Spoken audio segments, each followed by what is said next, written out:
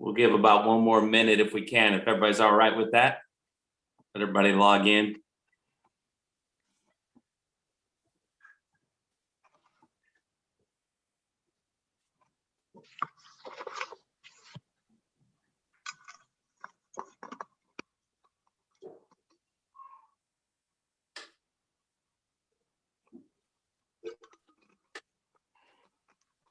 So, and I appreciate.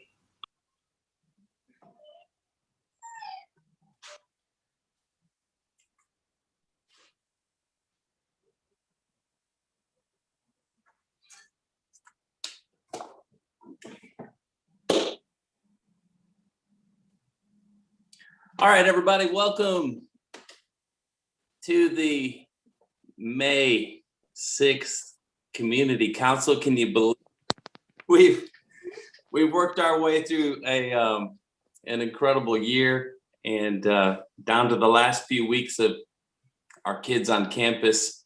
So my first order of business tonight is to just call this meeting to order. And I'd like to welcome everybody. This is an exciting night and a lot of stuff that we're going to cover this evening. I will say, as is our custom, I'd like to ask for a motion for the minutes from our March 4th meeting to be brought to the table and accepted. If somebody could give me a motion for that. I'll make the motion. Thank you. And a second? I'll second the motion. Thank you, Robert. And all in favor with a thumbs up, or go ahead and say aye. Aye. Great. Aye. And if opposed by the sign, thumbs down or same.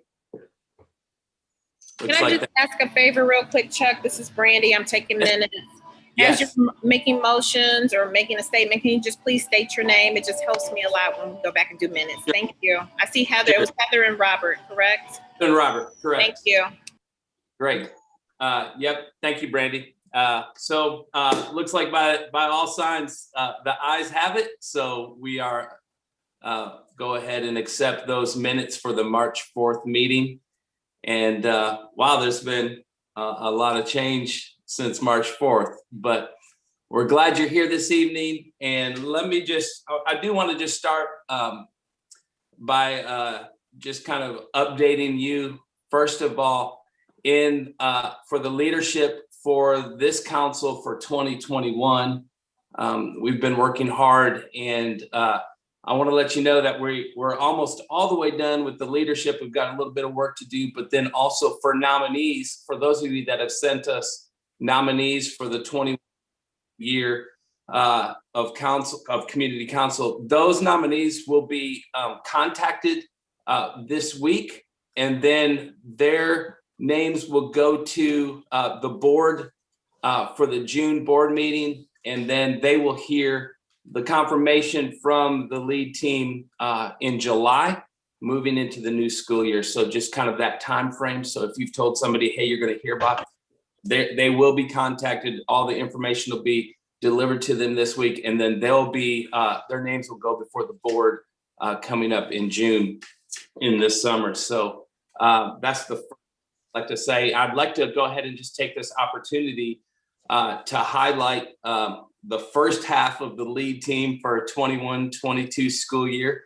And that would be Heather Ash Kinsilo, and then Anthony Ash serving as our co-chairs. No relation, but gonna serve together and gonna do a great job leading you. So we're excited for them being a part of that. And if I could, just by your approval, thumbs up. Everybody is in agreement. These two are going to do a great job. There we go. All right, you guys are going to do amazing next year. Thank you so much. And then just a quick order of business, just as a reminder, this council, comes under the direction of the board itself. And just a reminder what we're here for, and the number one responsibility we're here for is to encourage community and parent involvement and awareness in the high school and understanding of school issues and needs.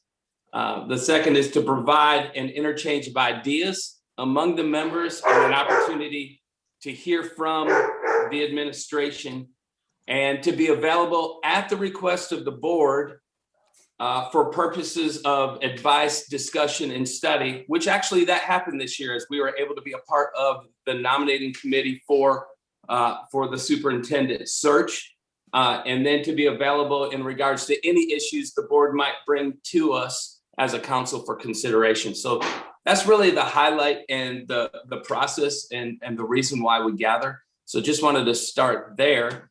And as we move into the next segments of this meeting tonight, this superintendent's report is going to be kind of fun because, hey, we need to say thank you very much to Dr. Julian Pruitt-Adams for incredible service to this community. We love your heart, your graciousness, the way you lead, just amazing. And it's been an honor to be have your presence and hear from you over the last, for me, it's been 4 years to be this close and to hear you. And so really have enjoyed it. So thank you for serving our community. And then congratulations to Mr. Johnson on his appointment to his new role as the new incoming superintendent. So bravo. We love both of you. And I'm not sure which one I'm calling on for this superintendent report. So here we go. Okay, so, well, you took my first announcement, so thank you, Chuck. The first one was that the board has announced that Greg Johnson will be my successor. We joke about it that I will be superintendent until June 30th at 4:30, and he will become the superintendent June 30th at 4:31. So I am so incredibly proud of Greg. I think the board made a good choice, and for us, it means that they support the work that we've been doing. The other announcement, I don't know if Board President Spivey is here. I can't see you all is here, but she was going to represent the board tonight. I don't know if she wants me to announce the new board members or if she wants to do that. Whichever you prefer. I'm a visitor. I'm a guest tonight. Okay, then I'll do it. On Tuesday night, we swore in our new members of the Board of Education. They are Capri Henry, who is also a member of Community Council, yay. Marianne Mahazra, who has joined us. Fred Arkin is returning, and Tom Cosby is in his third term as a member of the board, and we are so incredibly proud of the people who are joining our Board of Education. I've got quite a few announcements tonight, Chuck, so just bear with me.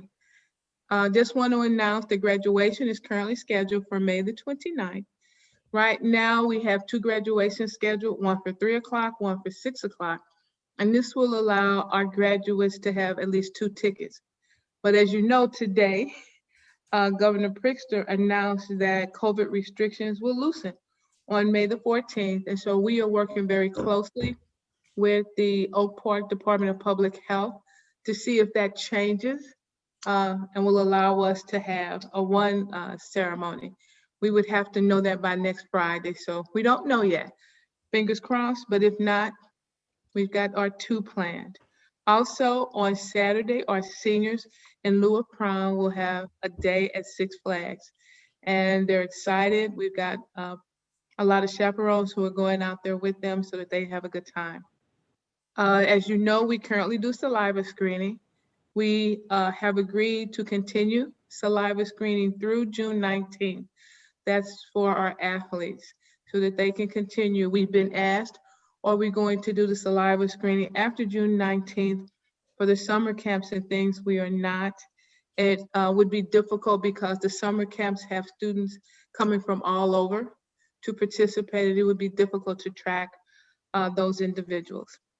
We've had a lot of questions about how we're going to close out the year with regards to final exams. And so we announced that we have bridge days. And in place of final exams, it is our hope that on these days, it gives our students an opportunity to get some of the missing work in, finish their semester stronger. And instead of final exams, our bridge days are May 25th, 26th, and 27th. I do want to go back to graduation. It is not on a Sunday this year. May 29th is a Saturday. And the 30th is our rain backup day. As you know, if you've been following the curriculum work at our board meetings, as we move closer to the adoption of the D-Track freshman curriculum, Greg, under his responsibility, has been presenting to the board curriculum updates. And so our curriculum update for English is scheduled for May 27th. This is at the regular board meeting. Anyone can log in to Board Docs and see the live stream. Our plan is to bring the recommendation for the freshman D-Track curriculum to the Board of Education in October. Also, we will be presenting the administrative reorganization to our board at the May 13th Committee of the Whole, which is next Thursday. I do want to say that Chuck shared with me some questions right before this meeting, and some of these questions will be answered in my superintendent's announcements.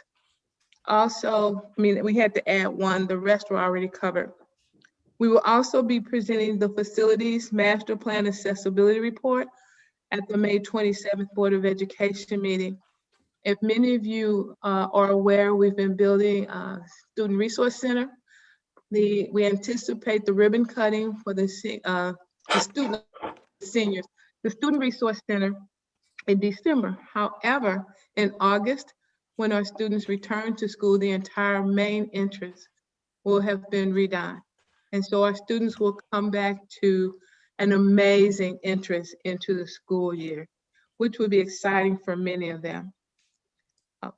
As we are planning for the 21-22 school year, our goal, as with every school district in the state of Illinois, is to have all of our students in full in-person learning for the fall. That's our pre-pandemic way. However, we have been told by the Illinois State Department of Education that we need to have a backup plan just in case things aren't where they are. However, today, Governor Pritzker said he hopes to be into phase 5 in June. But what we are planning for right now, we have the schedule done for our students, and we're planning for in-person. We are waiting for guidance as to whether or not the 3-foot social distance will still be in place.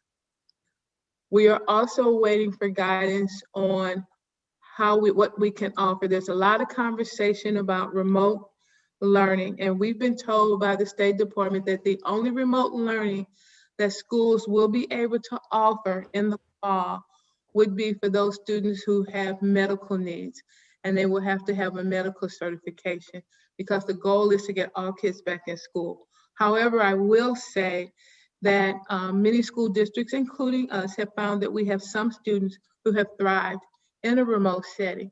And so several of us, at least 6 superintendents, we've been working with the West 40 Regional Office of Education, which is a regional office of SEB. And they are working with us on a virtual school. Right now, we're looking at a virtual school that is similar to the credit recovery program process, not just credit recovery, for grades 4 through 12. And then there's a component of trying to get a kindergarten through 3rd grade piece. It will be open to students with a medical condition, students who have IEPs, and students who thrive in an environment. The process for identification of those students per district has not been determined yet. This is still a work in progress. It is our understanding that should this get approved, that next year it will come from the ESSER grants, and then after that, it will be a part of the evidence-based funding model, but at no cost to school systems. Also, as we plan for next year, we are looking at, if we have a backup plan, what that will mean with regards to the number of kids we can get in, the length of the day. We are constantly working on figuring out the lunch aspect, because right now the requirements for lunch in the environment we're in now is that students have to be facing the same direction and 6 feet apart. So we're trying to figure out how to do that if we have to pivot at some point back into remote next year. Also, it was announced today that Governor Pritzker supports appropriating $350 million to the evidence-based funding formula. That will be distributed across school districts based upon their tiers. Tier 1 and getting the larger amount of funds. We are Tier 4 because the bulk of our funds come from our local taxes. We've been asked multiple times about summer school, and we reached out last year and again this year to Fenwick, District 97, District 90, and other facilities in the area. And either due to projects of their own in terms of construction or their use of facilities for summer school, we were not able to secure a place. You can find that report on our website in the board docs from our April 22nd board meeting. Also, we've been asked about data on learning loss. A presentation was made to our Board of Education in December when we did the State of the District address regarding learning loss. That too can be found in board docs. I do want to say that as we move forward, and the government has promised us ESSER 3 funds, which is stimulus dollars that have been coming to the schools. 20% of that has to go to learning loss and another 20% to social, emotional, and mental health support for students. However, as we wait for those funds to come in, every single day in our hybrid learning process, we offer instructional support through tutoring and the tutoring lab, and we offer social emotional support through our guidance and counseling office. That concludes my report. Told you I had a lot. And before I close, I do want to say to Chuck and to everyone who is a part of the community council, you give of your time freely to serve not only this community, but our students. And it has been a pleasure working with you. I don't know who's leaving this year. To those of you who are leaving, thank you for your service. To those of you who are staying, thank you for your service and your continued work to make our school a better place and your continued effort to support the work that we do every day.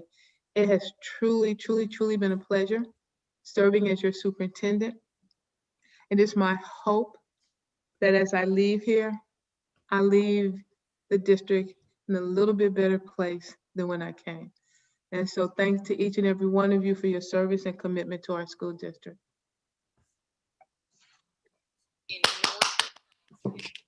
Thank you, Dr. Pruitt-Adams. Thank you. Thank you very much.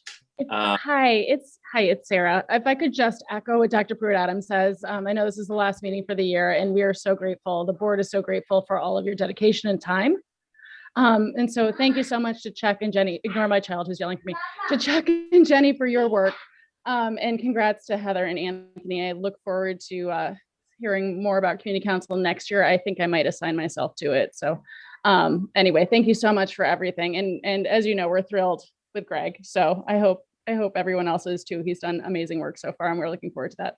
And Dr. Pruitt-Adams will get her due. She's not going out without a little celebration and some tears, but I'll save that for later. So thank you. Fantastic. Thank you, Dr. Sarah. Thank you, Sarah. Listen, are you giving a report for D200? I didn't see Matt Bear. So Matt stepped down. Yeah. So I am here tonight. In lieu of Matt. So I'm happy to give a board report, but honestly, Dr. Pruitt-Adams really Covered it. Checked all the boxes. I don't know that I have anything to add that she hasn't covered, but if folks have questions, I'm happy to try to answer them from a board perspective too. Okay, thank you. Thank you so much. How about D97? I don't know if I saw Venus, and I do know that she was voted in on the board level. There she is. Hey, Venus, congratulations. Thank you. And how about a great report for D97? I just have a couple of brief points to make. First, D97 swore in 3 new board members, Jeremy Duffy, Nancy Rostribin, and myself. We were sworn in on April 27th, so we do have a new board. And this week has been the first full week well, not quite the first full week, but this week is the first week where all D97 students, all schools have all day in-person learning for those students for whom in-person learning was chosen earlier in the year. And this is also with our middle school students being required to PCR test every week in order to be in the school buildings. So the first 2 days of this week for the middle schoolers, sixth grade had 2 days by themselves. And now the seventh and eighth graders have joined in the schools for this week. Elementary school started last week, I think last week. But this is with lunch, so that everybody facing forward, they're using every available space, particularly in the middle schools, meaning the auditorium and the library and hallways, to accommodate everybody for lunch, and to do that safely with, I think we're at 3 feet, if I'm not mistaken, with the guidelines, but it looks like the kids are a little further apart. So that has gone well so far this week. And then also, you may be aware, Dr. Kelly is also leaving D97. She will be leaving at the end of June, which is when her contract is up.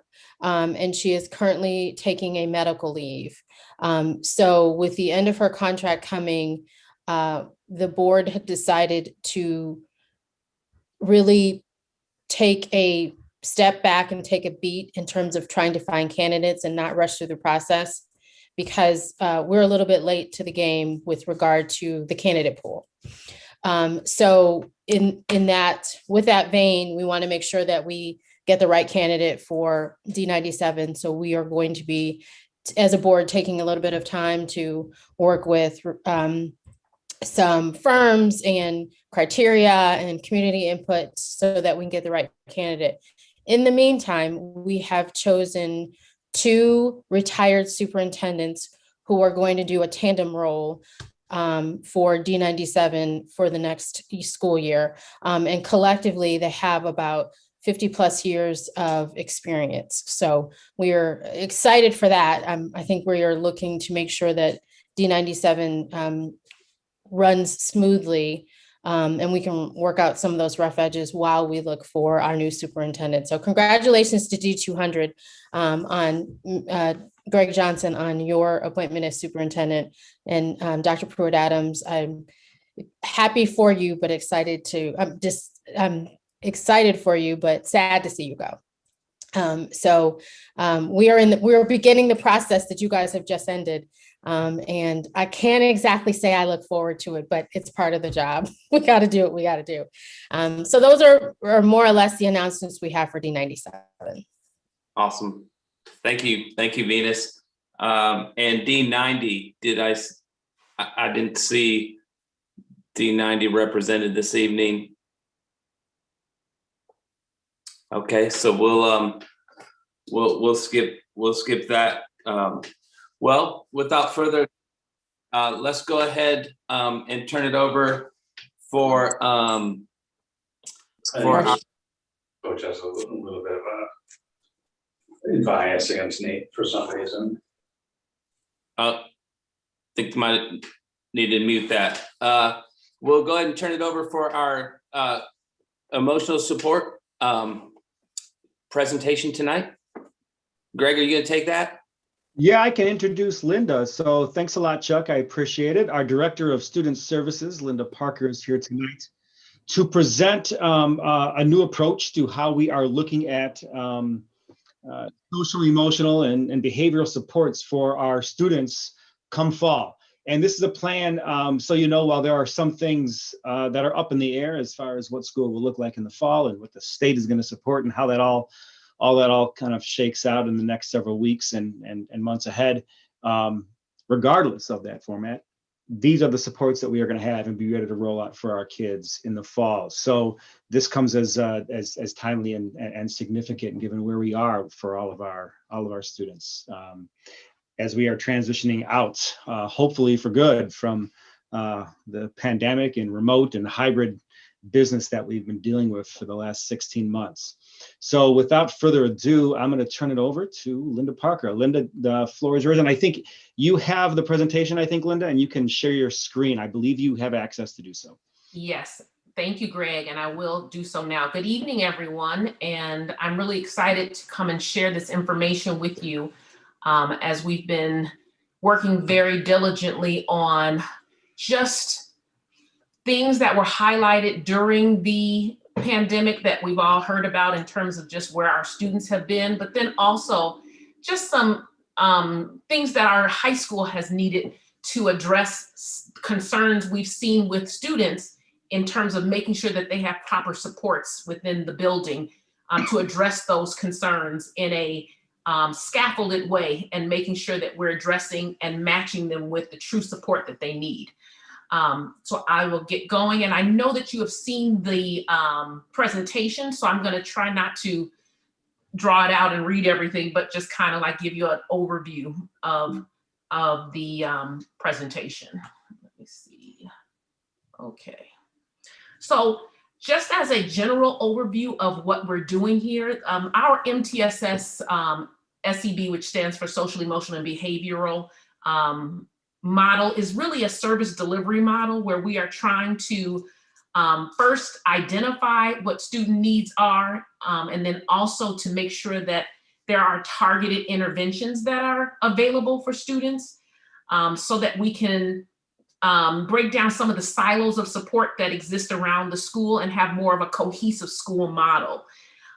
We are introducing within this plan a universal proactive screening method so that we can make sure that we are separating by tier our students and making sure that the students who need additional supports are getting those, but then also making sure that students who are in our majority set will get their tier one supports built into programming that we have within the building. We want to be data driven with this and goal oriented as we're making decisions on what type of supports we deliver.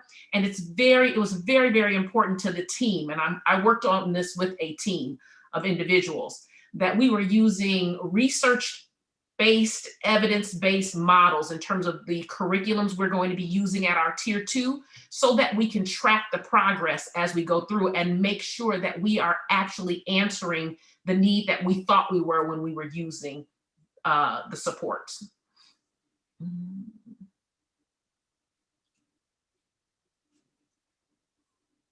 of course, my slides aren't moving. Okay. And so then to the research, and I skipped the slide. I apologize. Okay.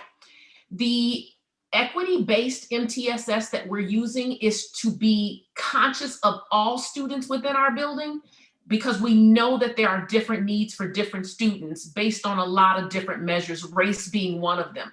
And we want to make sure that the systems that we're using are informed by our racial equity protocol that we use, but then also to make sure that we're tracking and making sure that it's reaching all of our students and being the resource that we think it's going to be and not missing the boat. So we have one system, it's going to be tiered support. We're going to be using data to inform that system, and we are looking to make sure that it's successful in reaching the goals. This was just to provide you with some of the research that we used to actually build the model as we were going through, and knowing that this is actually based in information that's told to where we will be impacting, reducing discipline issues, having better community within our building, and creating a more welcoming environment within our school by employing these things that we are putting in place. Lastly, on just the understanding of the process as to how we landed where we were, we just this year hired a trauma-informed interventionist for our school because we recognize that there are students within our population that may be getting unintentionally re-traumatized by some of the practices within our building.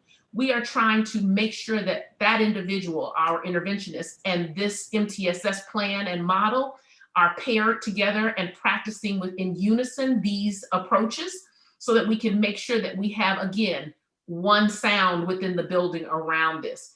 And we are trying to make sure that we are basing our work in safety and trust, and that students are feeling that and able to articulate that when asked as well, that they feel that within our school. That means that we have to make sure our faculty and staff have the support and training that they need, because in all honesty, to crank out Tier 1 services, everyone has to be involved. You can't just rely on the counselors and social workers. So we have to find ways to weave that into our everyday programming within the building.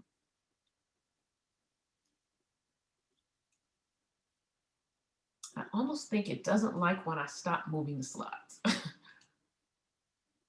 Okay. Apologies, I gotta back up some. Okay, so that takes us into our Tier 1 universal supports.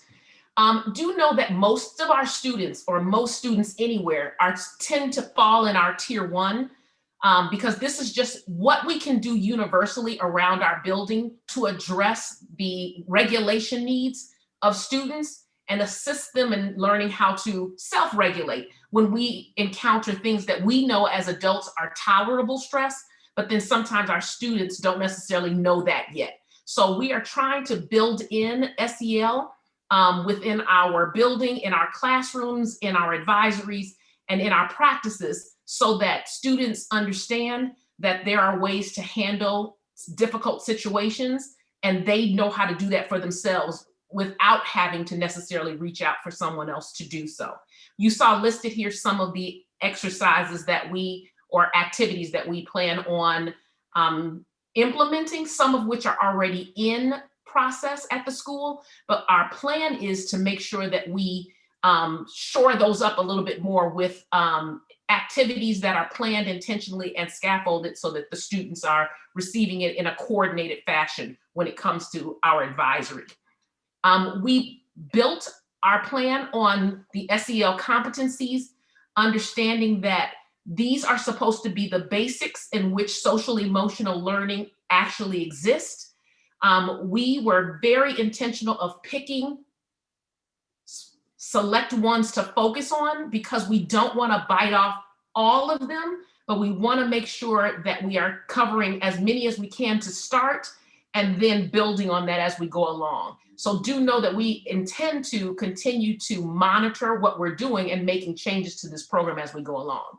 So self-awareness and self-management skills, relationship skills, and decision-making skills were our focus in this plan. And that is what everything is centering around as we go through. What you see next are slides that are highlighting some data from our Illinois Youth Survey. This survey was taken in about end of February of 2020. So it was right before we were let out for the pandemic, when we closed in March, which is an interesting time of year, of course. We always look at data in context of like when data was collected and how data is collected, meaning we understand that in February, in Chicago, with the winters being as they are, we're kind of in certain moods as individuals, whether you're a child or an adult. So we know giving a student a survey in February, we understand that that's going to look different than if we did it in August, when they're super excited to be back and super excited to see their friends. But we thought this was important data to point out, because it just highlights in one moment in time when the students did answer these questions, this is where they landed.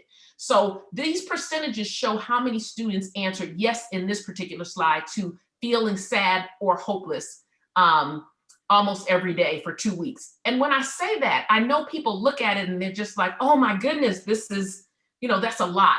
And I'm not downplaying the percentages that we say, but I say keep it in context to think of yourself as an adolescent in February when you were in high school. Like everything is not roses and everything is not fun. And that is sometimes represented in the moment that they're taking a survey. So sometimes, and I always say this with adolescents, it's possible that the next period when this was over, something great happened and it changed their mind. But like in this moment when they were taking the survey, these were the answers that they provided. And that is by grade level. This was in regards to feeling close to people at the school by grade level. Their feeling of happiness to be at the school by grade level. Feeling safe at the school by grade level. And this is those who said strongly disagree, or neither agree or disagree. So that's the compilation of all of those answers. And at school, I help decide things like class activities or rules. So it was important to us to recognize within our MTSS model that this is a voice from the students. And we wanted to acknowledge that in the planning that we were doing, because regardless of whether the numbers would move up or down some, we recognize this points to we need to address it. And so that was important to us. So these are our indicators that we are using as a school with this model to determine what we will see in our building in different areas to know that SEL is happening. Oftentimes we get the question, how will we know that this is happening? You will notice in these boxes that we have talked about programs that we intend to implement or continue to implement. Like when you see Umoja, we have already been in partnership with them for 2 years, but we're also now using their lessons that they have put together to bring a curriculum to our advisory. I say curriculum because I know that that's how we think of scaffolded work, but they're really activities that can be kept contained within the 15 minutes a day that advisory is, and allow us to infuse SEL in those moments and allow students to get information that they may not necessarily be receiving other places. As we build this within our program at the school, we are confident that this will start to bleed over into other spaces within our building as well. So though we start in advisory, our expectation is that these will be carried out, because now as a tier one, everyone in the school is getting them, everyone's being informed. And so there are ways that teachers can tie this into their classroom as well. So that is included as well in terms of teachers practicing SEL strategies within their classrooms with their teachers with their students as well. We're very interested in making sure that student voice is present in this process. And so us being away, we did a lot of this planning during the pandemic amongst ourselves because we've been in such isolated conditions like we are tonight with the video. But we have had opportunity to talk to students about it, and we want to expand that to focus groups when we open in the fall as well, and we continue to build our program. We are very much interested in establishing classroom, and it says norms here. We've settled now on classroom agreements because we just like the way that sounds a little bit better, but just agreements in every classroom so that students know exactly what the expectations are of their classroom teacher wherever they are in the building. And we're also interested in having building pillars of the same type, so that we are very much identifying who a Husky is and how Huskies are, and making sure that all kids know that, and it's an easy reference as they go through. We're also planning to continue developing our culture of warmth, which we affectionately call the cow, which is just how we have welcoming of each other when we are in public spaces. That's pretty much what that means. So we greet each other, we talk to one another, whether we're adult or child, and we make each other feel safe and welcomed within our environment. And so we will continue to work and develop that as well. Within the school, you probably are aware at this time that we implemented a behavior education plan this year in place of our code of conduct. We didn't get a chance this year to really fully roll it out because we've been in the remote environment, but within this plan, the behavior education plan focuses so much on relationship building and restorative work instead of punitive action that we're building the SEL into the conversations that we're having with students around discipline as well. Very important that we recognize that to restore is not always, it's not just one meeting. It's about having conversations so students recognize what harm was caused and can develop the empathy of understanding that when you hurt someone or harm someone else, that you must be part of the repair in order to make that situation better. And that's different from just saying, go say you're sorry, and more so building a capacity to be an empathetic person in the future. And then we've also started our attendance campaign, and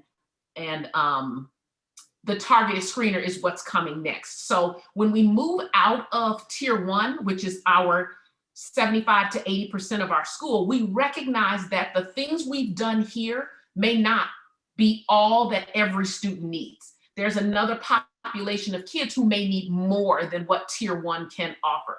And that's what moves us to Tier 2, which is a more targeted intervention to help teach skills or develop skills that students either already have or we find that are absent and need to be put in place. So in Tier 2, this is when our curriculum will come in terms of group work that we do with students. And you see the names of some of those here. But this is going to be a little bit more intensive, and it's going to be students who are identified through data as needing more assistance. Students will be identified through our early warning system data, which comes through our PSS teams, PSS meaning our pupil support services, and possible teacher nomination. When someone identifies a student as needing Tier 2 support, that is when it activates the student going through a targeted screener to match them to the appropriate intervention. Here's the catch though. If a student takes the takes the screener, and it's determined that it's not a Tier 2, the student is not placed into an intervention. It would just mean that this student needs an additional type of Tier 1 support. But anyone who, it's bigger than just believing a child is Tier 2, they have to be identified as Tier 2 through the screener. So this slide shows that pattern. The student is identified for a screener, the screener is administered, the PSS team then discusses and determines which intervention would be most appropriate for that student, and then the student participates in that intervention. Okay.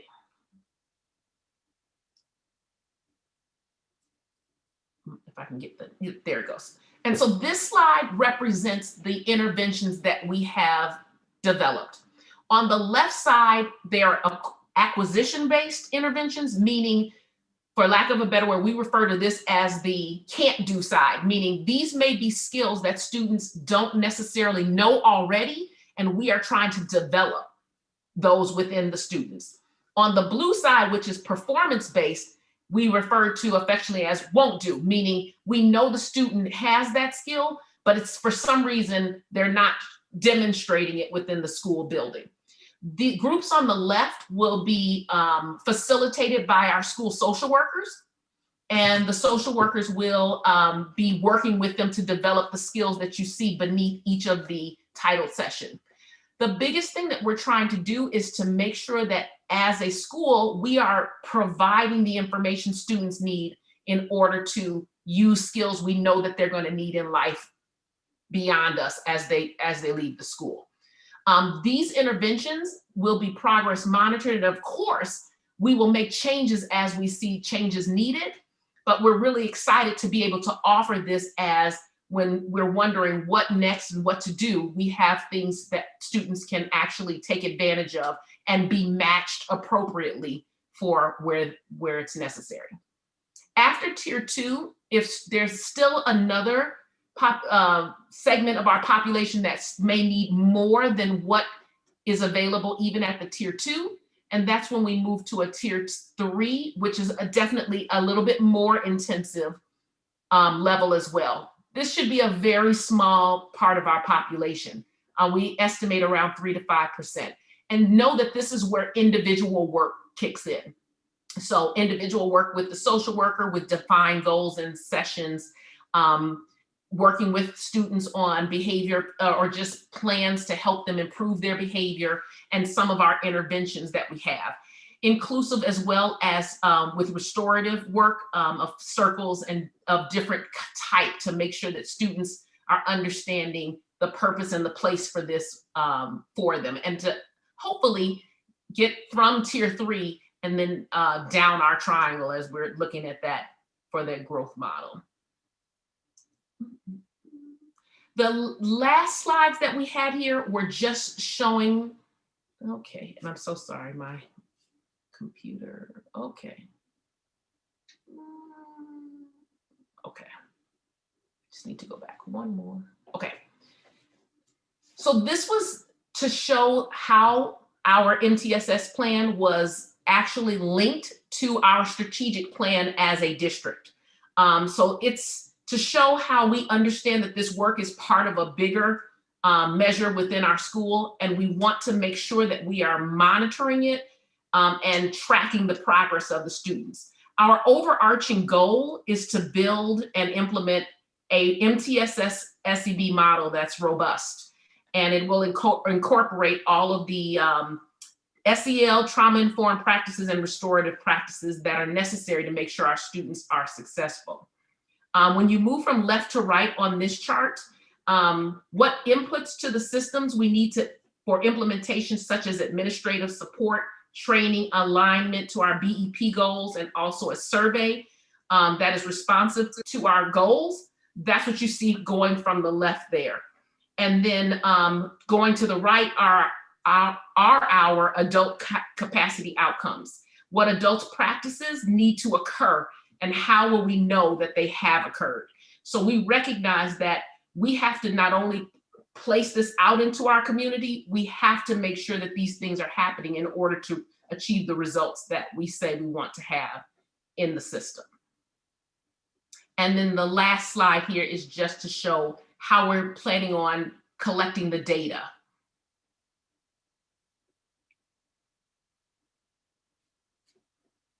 In our program. So this section shows what we want to see in terms of what successful implementation will look like, how we will measure our progress toward our goals, and just making sure that we have some benchmarks. When you see that 80%, we're basing that on how many of our students, percentage-wise, should be in tier 1.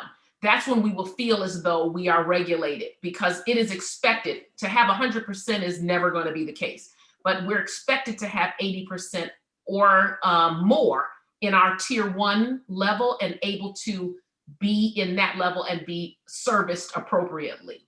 But do know that we are looking for our school to be a positive, supportive, warm environment where students feel welcome, no matter who they are, all racial backgrounds, experience, they feel welcome, and they understand their place at our school through this system. And we're hopeful that this is going to roll out and be of support to our students.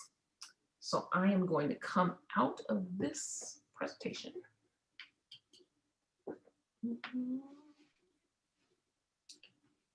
So that we can go back to, and I can stop sharing. So I can find out if there are questions or concerns. And that's the sum total of our MTSS-SEB model. Again, truly, truly a yeoman's task. And we've been working very hard, and we're not finished. My team and I meet every week, and we're still working on making sure that by the end of May, which is when school ends, we are ready to roll out at the start of August when our students join us in person, all of them, speaking hopeful, in the fall. So thank you very much. Yeah, thank you, Linda. Thank you so much. And I do want to encourage everybody, if you check out the chat, some great comments in there from Anthony and others. Do we have any questions for Linda? I had one. Could you just briefly give a sense of what, when you talk about the screener, what that is? Is that an app that they click on stuff, or they interview? Like, how does that work? It will be digitally based, and we're between two different types at this moment. I don't know if you all are familiar with different screeners, but we're looking at Satchel Pulse and Sabers. These are not diagnostic screeners. They are questions that are asked to students, similar to if you think about when you go to the doctor's office and they ask you the questions about how you're feeling. Those are the kind of questions like, Do you feel like you always know why you make the decisions you make? Do you like questions of that nature? They are, when I say it's not diagnostic, the PSS team internal is going to take the responses that are given from that screener and have a discussion about which intervention matches best. So it's an internal review process, but we're using a company that's going to give us the questions. And yep. Thanks. Great Yeah. question too. Yeah, great question, Thad. Ross, you have your hand raised? Yeah, I had a quick question. Thanks, Linda. That was helpful. A question on the, oh, no, I forgot what they're, the 15 minutes where all the students get together advisory. I'm sorry, I lost my train of thought there. Advisory. A lot of the feedback from the thought exchange in the survey is that students don't really like it. And maybe it's the more outspoken students, but if we're really student focused and the vast majority of students seem not to like it, is that the right place to roll out some of these where maybe they're not invested? Maybe there's other ways to do it. I'm just kind of curious. Again, we were all teenagers. I don't think I liked advisory back then, but is there maybe a better way to roll out some of this stuff to connect with the kids? So that is a great point. And it's interesting because I want to validate and acknowledge the students and make sure that they know they've been heard. And I do want to say that after we came back from the winter break and entered into the second semester, and advisory came out of being the first thing in the day before school actually started, more students started to report that they actually like advisory because it's the one place within the virtual environment where it wasn't about class, but they actually got to see each other and be in a more comfortable setting to do more informal things. So it was very interesting. Once it became once a day and it was for the 15 minutes, at least virtually, they've been reporting that it's been better and that they've told us that's the place to bring things to us because that's where we all are, which is interesting. But to your point, I do know there's a subset who, once we get back to the building, may still have feelings of like, I don't want to be in there. There's a couple of things we've talked about to address that for next year. One, I think by having these specific activities that we are now saying as a school, everyone will do, will give a sense of kind of like, this is what is expected in advisory. Because right now, advisory has the flavor of whatever the teacher who teaches it wants to do for that session. So I think having this and having it targeted by grade level, because right now we're working on activities that would be 9th grade, 10th grade, 11th grade, 12th, and then making sure that it had some, meat in it so they knew what they were coming to each day. I think that's one thing that might address that. I'm also looking into, I received a suggestion actually from a teacher, I believe it was a teacher, or oh no, it may have been my colleague, where we should look to separating the kids so that, yes, they're by counselor, but we're more intentional about how students are put in advisory, meaning not having one student of color in a class where it's all white students, because sometimes they don't feel as though they're hooked into that environment when they don't see peers that look like them. So being more intentional about clustering our students so that you're not the one only in the room. Like that's one thing I think can help build a warmer environment in all of our spaces. And so I'm gonna try these tweaks before I just toss the whole thing out, because I think it's important to make sure it's infused in the day. And advisory is the one thing and the one time when everybody is doing the same thing at the same time. That's nothing else except, well, no, lunch doesn't even happen that way. Like that's the only time it happens. So I appreciate how you pointed out, we're teenagers. Like if we gave them the choice, a whole bunch of them wouldn't want to go to math, a whole bunch of them wouldn't want to go to English. Like you would pick your own adventure. So we know that advisory can be that same way. I think it's the adult responsibility to make it more meaningful to them. So I'm trying that first. Okay, thanks. Mm-hmm. Yeah, brilliant. Any other questions?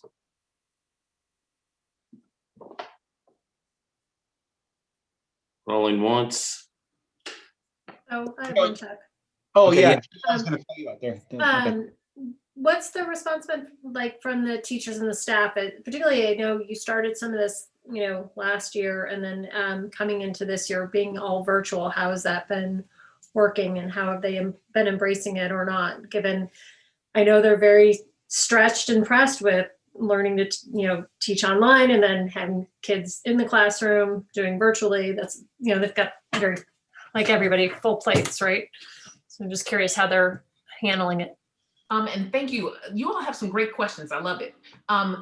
So they do feel stretched, and I'm trying to make sure that the advisory ask is as contained in advisory as possible, meaning the teacher comes to advisory, does the activity, and is able to let it go until the next day. The biggest thing is to not add additional work to the teacher for this. I know there's some trepidation because it sounds like it's good, right? But then they don't want it to turn into, oh, I've got to prepare for this. And it can't turn into that. So it is intentionally going to be made so that it only exists in the 15 minutes. What we found out during the pandemic is we've been pushing forward activities. If you remember in the fall, when we first started, we had mindfulness. And do know that was very intentional. Mindfulness as a strategy is a research-based approach to making sure that students learn how to regulate their emotions and themselves. And during this pandemic, we've needed a lot of that. So even though there were a lot of complaints about, oh, it's just mindfulness, they just played this video, I was so excited that they knew that it was mindfulness, because even if they're not ready to practice it right now, it is now in the memory bank so that when I do need it, I might turn to it and use it as a strategy. So I was okay that they were upset about that, because I felt they still gained capacity in it. So look, as educators, we find the best in all things, so I was like, that's okay. They complained by name, and that's good. So when we came back, we kept giving activities because we didn't want it to be just mindfulness, because now we had 5 days. So the idea became, let's pump in activities so that teachers have things to do with them if they don't have their own things that they want to do. And teachers have really been thankful for that, because sometimes, like I said, it shouldn't be prep. They don't want to think about what to do. They want to be able to do something. And us pushing that forward has been great. And so I think they still want us to push forward information because they've told us that. And again, that's not everybody, but a lot of them have. We now are working with a committee of them to actually put these activities together for the fall. And I do know that I can't say everyone is happy about it, because it's scary when you hear we all need to do this thing, right? So there are going to be mixed emotions about it, but I'm always that person who, we can't say that it's going to fail if we don't try. Like, we have to try first. And then if it doesn't work, we tweak it, right? So advisory at 8:30, not a great idea because the kids haven't gotten to school yet. We tweak it, we do something different, and we try something else. So I want to just make sure we don't, knock it down before we try it and then see if there's, value in it. Great. And if I can, I see in the chat, it says someone was working with a group of students who want to intentionally advocate for all students to do launch. I'm assuming you mean the launch study hall for the freshmen. I intentionally pushed all freshmen into the open launch sections that we have. So for all the times we offer launch, it is full, and only the overflow is in freshman study hall for next year. So we got as many in there as seats allowed. I will pass that on to them, and I'm sure they'll be they're all upperclassmen that felt that it was really important for new students. Yep, as did I. I was like, oh, we got to put the kids in there. So I just force pushed them, shh, don't tell anybody. And then study hall for the ones that don't fit. And when I say don't fit, there are no more seats. It was random. Okay.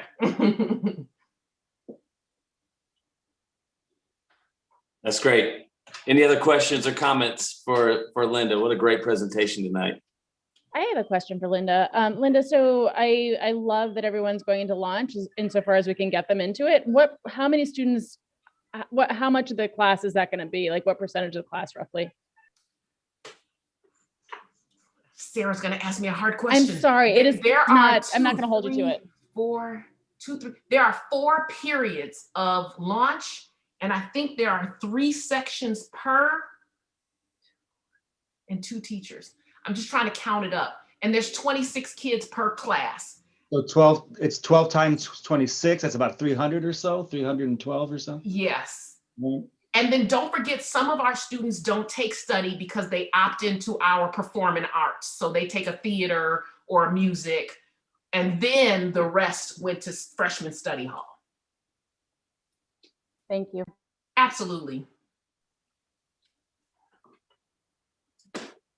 Brilliant. All right. Well, Linda, thank you so much. What great info. Always enjoy hearing from you and Thank you. all the other venues as well. So well done. And thanks for looking out for our kids. We appreciate it. Let's give her a hand, everybody. Absolutely. Thank you for the opportunity. It's a pleasure. And I just, like I said, we're cheerleading and championing this forward. So thank you very, very much. Yes, ma'am. Greg, do you have anything to add to, or? No, I really don't have anything to add. I think as Linda was first starting the presentation, I was thinking about making sure that we reference that this is part of an overall approach to supporting our students through our behavior education plan, with the whole idea that, you know, behavior isn't like in our social emotional well-being isn't just like anything else we do as a school, right? It's our job is to educate academically and in the other ways as well. And so, but Linda hit that, so I'm happy to underscore that point, and no other point to add. Thanks a lot. Excellent, excellent. All right. Well, we can move on as we get ready to close out this evening's meeting. I do know that we heard from the superintendent, District 2 under report, but didn't have any time for questions. And we are a few minutes out in front of our schedule. So if there are any questions regarding the superintendent's report that was at the beginning of the meeting, we have about 10 minutes or so that we could field some of those questions or comments.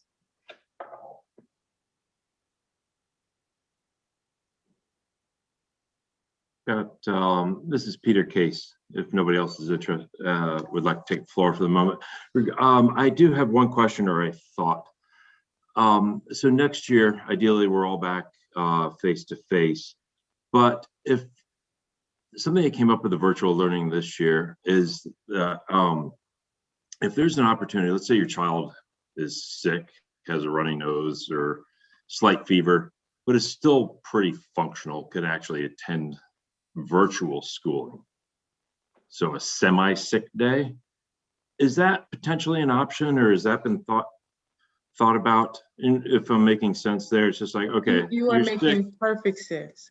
you're sick, but not so sick you can't Right. attend class online. So earlier, I don't know if you were in the meeting, when I indicated that the Illinois State Board of Education, the state superintendent, Carmen Ayala, has said to us that there will be no remote learning next year, an effort to get kids back in school unless they have they're medically fragile, and then the parents can have the opportunity for remote.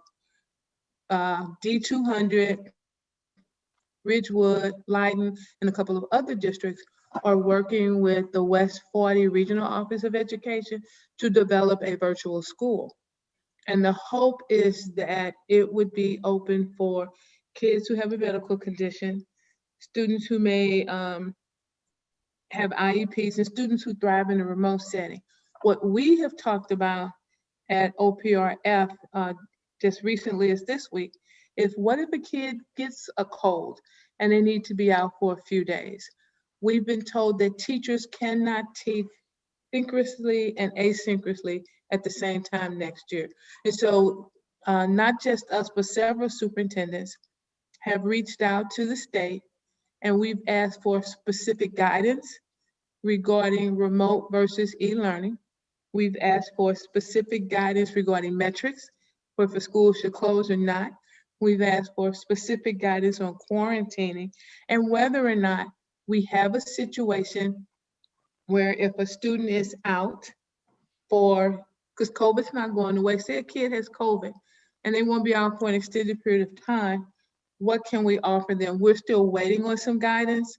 And the reason we've requested it is because we want some consistency across school districts so that you don't have one school district where they're saying, well, you're doing this, and another one where you're not. So we've asked for specific guidance. But we do realize that those are going to be times that pop up. And with a virtual world now, why can't that be? You know, maybe permanent stub doing that. So once we know, then our hope is to, as I said, present the plan for next year, the backup plan for next year to the board in June. So hopefully we'll know something by then. Great. Thank you guys for thinking about that in advance. Yeah, well done. Robert? Yeah, hi. Not sure if this was talked about in any other publications or not, but one of the questions I wanted to ask, if anybody would be prepared to answer tonight, would be, I was really pleased with the hiring of Dr. LeVar Ammons in recent years as the Director of Equity and Education. And I was saddened for the OPRF community when he decided to leave that position. And I'm wondering how, in the kind of evolving situation with Dr. Pruitt-Adams leaving and Greg taking over, is the thought that that might still be a position that would remain even with Dr. Ammons' absence, or what's the plan for that? Absolutely. That the Executive Director in Equity and Student Success is not, it's already been posted. The position has closed. We have screened and done initial interviews with cabinet, with members of the district equity leadership team. And I believe next week or the week after, we will have stakeholder groups that have students, parents from different groups in the community who will also interview. And an announcement, we're hoping to make an announcement either the end of May or at the special board meeting following the COW in June, but that position is not going away. Because the optics of it certainly looked a little bit suspicious given your departure and his departure announcement shortly thereafter. So I'm pleased to hear that it's still something that at least it is not resulting directly from your departure. No, and I will all we know. say the board is committed and the administration is committed and the staff is committed to continuing the equity work. We've come too far with the development of a plan and the procedures. And so no, it is going to still be here. That's an important position. Thank you. Yeah, thank you. Ross, you have a question? Sorry, I had to get off mute. So the question that Peter asked was a good one. So you had mentioned, Dr. Pruitt-Adams, that teachers wouldn't be able to teach asynchronously and synchronously at the same time. Is that why if someone was sick, they couldn't just pop into a class remotely? Is that, why is that, I guess? That's what we've been given that directive from Dr. Carmen Ayala at ISB. She's the state superintendent, that the expectation is that there will be full in-person next year because kids thrive better in-person instruction. And taking the option of remote learning away so that parents will bring their kids back to school unless there is a severe medical condition. As superintendents, we realize that there are some students who thrive in a remote environment. We are asking and seeking to open a virtual school in order to do that. But right now, the directive we've been given as superintendents is that that will not happen. So we're also asking for guidance so that when we have students who are out for a short term, to be able to have some type of remote learning, even if it's from a teacher who is specifically identified to teach remotely. But we've been told that they really want the teachers to have full focus on their students and students to have full focus on the teacher versus trying to do both simultaneously going into, because we've already been that way for a year and a half. No, it's fair. I agree. I like that push to get everybody back, but just flexibility, it might come in handy down the road. I guess I had a second question, and then the learning loss, you had mentioned, I think, to reference a December board meeting. That would be, a December board meeting would probably be First semester. right. And maybe kind of where are we at now? Maybe do the same type of exercise to say, hey, now that we've had a full year and a quarter, if you will, of school out of school remote, where is the learning loss and where are Oak Park kids? And I think more importantly is these 7th and 8th graders in the feeder schools. Where's the learning loss there? Because those are the kids that are going to come to our school, to Oak Park, and where are those kids at? I think as much as the students, juniors and seniors, I have a junior, he's going to be gone. He's checked out already. Probably he's got senioritis. But, where are the 7th and 8th graders coming into the school going to be? I think that's going to be really important to understand.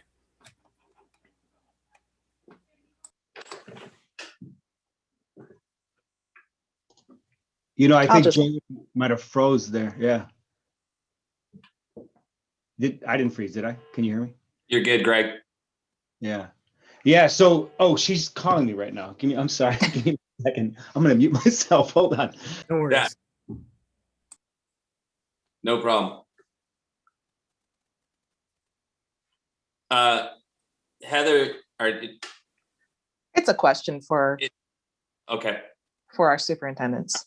So 1 second, if you guys are okay. There we go. Okay, sorry about that, everybody. She's she's trying to log back in a second there. So where are we right now? I think Ross, I suppose as far as your question is concerned, I think it was a point you were making, right? The value of the 7th and 8th, and kind of doing an assessment again and making sure we're gathering the data that we have. We've had some recent conversations, questions at the board table, and efforts to ensure that the data sharing that we have from both 90 and 97 is exactly what we need it for, to help get ready for what you're talking about. As far as using that for a comprehensive, learning loss analysis at that level, we'll get the data that we need to help make solid recommendations for courses and for supports for our students and so on in the fall. But in part, I think that's a good question for both of those districts, as they're scaling up. There might have been another part in there, and I apologize for that. I am so sorry. I lost my connection there for a minute, and I didn't know if I froze, everybody else froze, but time stood still.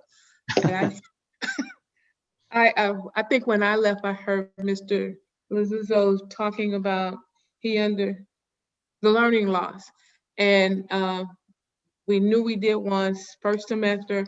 Had we done one for second semester, or do we plan to do one? I don't know if that's where you were going. We have not done that yet for second semester, but that is quite doable. I think it's worth looking at. And then I think you had in a chart in one of the board meetings, Greg, the number of kids that were struggling in the grade wise, D's and F's. Has that gone up or down? And are we doing better? Are we reaching the kids that we lost a little bit, and are we getting them back? I think that'd just be helpful to know where we're at. Yeah, I think that's a great point. We do internally track that data on a regular basis. And we are also, I should say, right now using that data to proactively reach out for summer supports for our students for a variety of programs that we have during the summer. Everything ranging from tutoring to our in-school credit recovery, the credit recovery program that we're going to have during the summer, as well as our bridge programs to help kids accelerate during the summer. So we're being kind of more comprehensive and targeted in the outreach as summer school is scaling up than we ever have been in the past for this exact reason. So thanks, that's a good question. Sounds great. Greg, I don't know if you mentioned, because Mr. Lizzuzo, you mentioned the students coming from 90 and 97. I did. Yeah. You did about the ESSER 3 monies? Oh, no, I know. I think you might have mentioned those in your introductory comments, but 20%. Yeah. Right. Thanks. Mm-hmm. All right. Well, what a great night. Thank you, Dr. Pruitt. Hey, Chuck, can I ask a question? Oh, yeah, sure, Heather. I took my hand down just because it was up there. I thought they answered it. Not yet. Just to speak to what Ross was saying earlier, I know that at in math at least, that at Brooks and Julian in District 97, they have been doing, I forget what the name of it is now, but all the students in all the math classes are tested on, it's common assessment. That's what I was trying to say. So they get a common assessment every couple months that shows where they are compared to where they should be. It just gives everyone an idea. So I'm sure that data could be shared. I don't know if it is. But my question for Dr. Pruitt-Adams, in terms of the West 40 program for remote learners, would there be an opportunity for acceleration? Having been an independent school teacher, would that be a possibility for students attending virtually, not to go the whole, ninth grade in a whole year? Could they go a little bit faster? That's a question I would have to ask. We're still in that proposal phase. We do know that it will be open for students who thrived in a remote setting, but that's a question. We meet every Friday, so that's a question I can't ask. That's great. All right. Well, what a great evening, everybody. Enjoyed hearing from Linda, enjoyed all the reports, and looking forward to everyone coming back again, for those that will come back next year and be a part. Especially thankful for Heather and Anthony for stepping up to lead next year. Thank you very much. And I do want to say a huge thank you to Jenny for so capably serving alongside of me and filling in way more than most co-chairs have had to fill in. So she did a great job this year. And then also a thank you to John. Yeah. So Chuck, I would like to thank you and Jenny for a yeoman's job in taking over this work and leading it. So thank you for your patience and your leadership. Yeah, thank you. It's an honor to be a part. And I want to close by saying thank you to John and Brandy for all the work in communicating and getting everybody all of the presentations and forms. So thank you, John and Brandy. And it's been a really great year in the midst of all of the things happening. Since it's happening to all of us, we can't use it as an excuse to not just put our best forward every single time. So well done, everybody. And with that, are there any community announcements? Anybody that has community announcements? I have one. I don't know if it's a community announcement or not, but as I retire, I am looking for places that